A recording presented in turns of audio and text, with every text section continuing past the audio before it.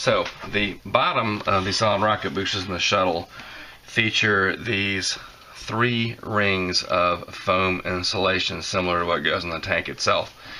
And these are not well represented by the kit. There are some angled cut lines here, which I'll show you in a second, but they're not really thick enough like you see here. They're not pronounced enough. So what I'm going to do here is try to remedy this. I'm going to use squadron putty. Again, I could use epoxy sculpt for this, but it's just not a big enough job. We can do this easily enough. So I've got the SRB lower sections taped off, and here's one right here. And what we're looking at is here, here, and here. And you can see there is a little bit of cut angle, but it's just not really thick and robust enough and not pronounced enough to represent what's in that photograph there. So what I've got is some squadron white. I've got some alcohol here, and I'm going to show you how easy this is. And again, you can do a lot with squadron putty if you use 91% alcohol to extend the drying time. So we're just going to start here, and we're just going to go around, put it on nice and thick.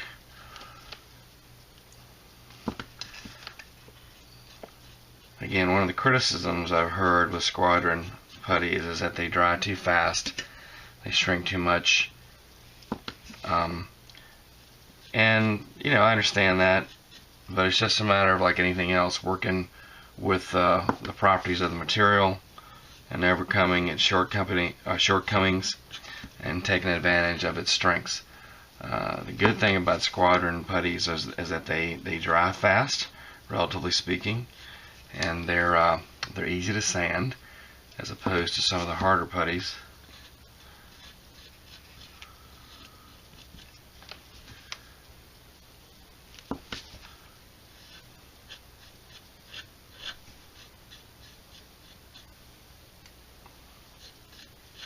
Anytime you want to extend the drying time of squadron putty, 91% alcohol is the trick. It doesn't have quite, you affect the adherence of it a little bit. It doesn't have quite the adherence of, say, a heavy lacquer based putty like Tamiya does, but there are trade-offs in every product that you use. Sometimes I use squadron white or green, well, actually most of the time. Occasionally, a particular situation I might evaluate as better for Tamiya, either basic gray or white. And sometimes I'll change it up, just to do something different, Alright, so it's on there. I put it on there with with a putty knife, and so I'm just dipping my finger in alcohol, and we're just going to run right around here. Easy peasy.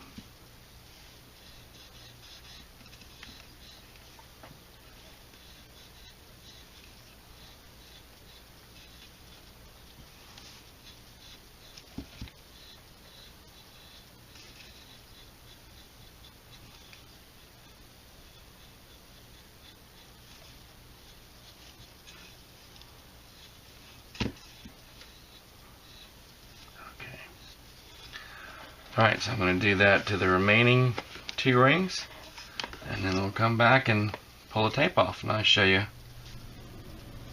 what we've got. Alright, let's see what this looks like.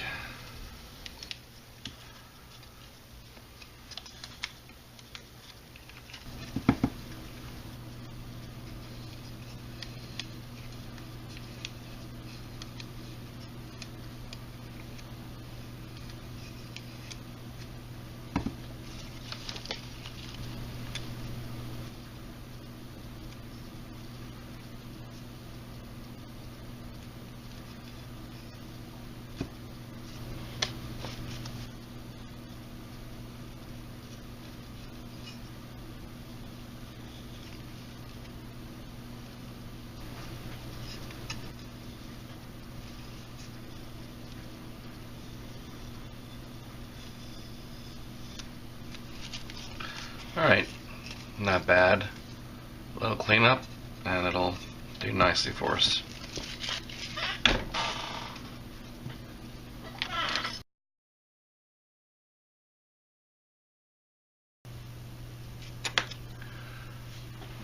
So one of the cool things about modeling is you get to do some research on your subject, and you can learn a lot sometimes.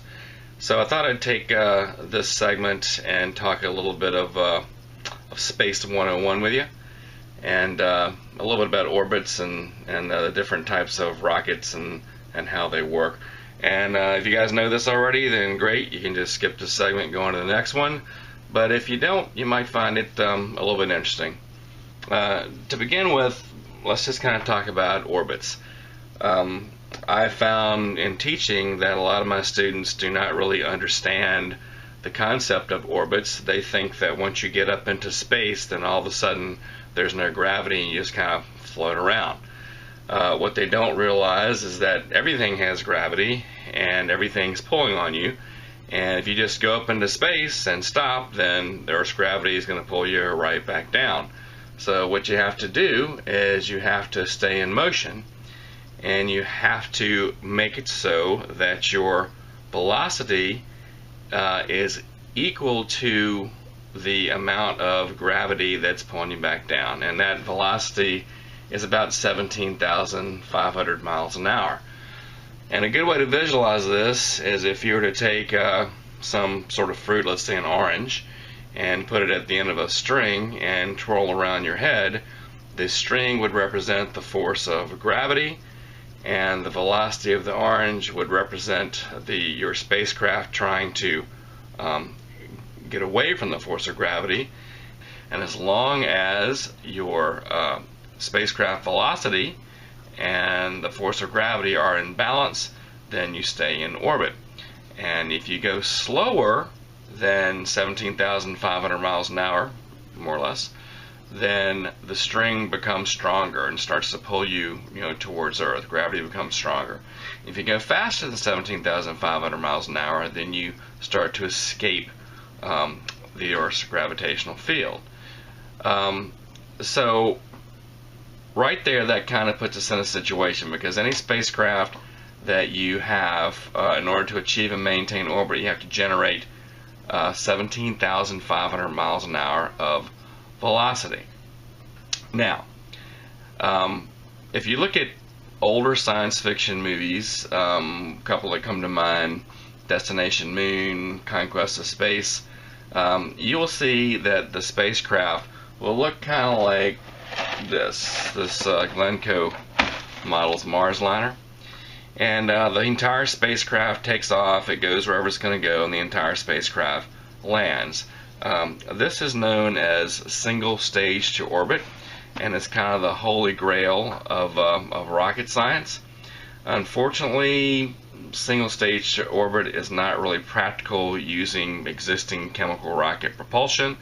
You have to have a whole bunch of rocket fuel, and that's weight, and you have to have a structure to carry all that weight, so that ends up being more weight, and you burn up a bunch of rocket fuel and you have an empty structure that you're carrying the weight around you with. So one of the things that they came up with when they started thinking about this was stages on rockets. So if you've ever seen the Apollo or Gemini, well, not so much, well, yeah, Gemini too. If you've ever seen Apollo, then you'll notice that you have 3 stages in the rocket. You burn out the first stage, you let it go. You burn out the second stage, you let it go. You burn out the third stage, you let it go. And then your payload gets to orbit, which is generally a small fraction of your overall launch mass. So this is an inefficient way of doing things, because you end up throwing away 90% of your rocket, and then the next time you go into space, you got to build a whole nother rocket, and you throw that away too. So when they designed the space shuttle, they wanted to try to make it as reusable as possible, just to make it more cost effective. So let's take a look at another kit here as an example. And this is basically similar to the space shuttle concept. What you have here is you have a 2-stage system. This is your primary rocket, and then this is your payload here. And this is not single stage to orbit, but you do essentially have 2 stages, and this first stage is reusable. It flies back to Earth, and you use it again. This is a good working system. The problem with this is you have to basically flight certify 2 spacecraft, and this is expensive and this is expensive, and if you have a budget shortcoming and you can only flight certify 1, then you look for other ways to try to save money and change your design to reflect your budget realities. So that's what they did with the Space Shuttle.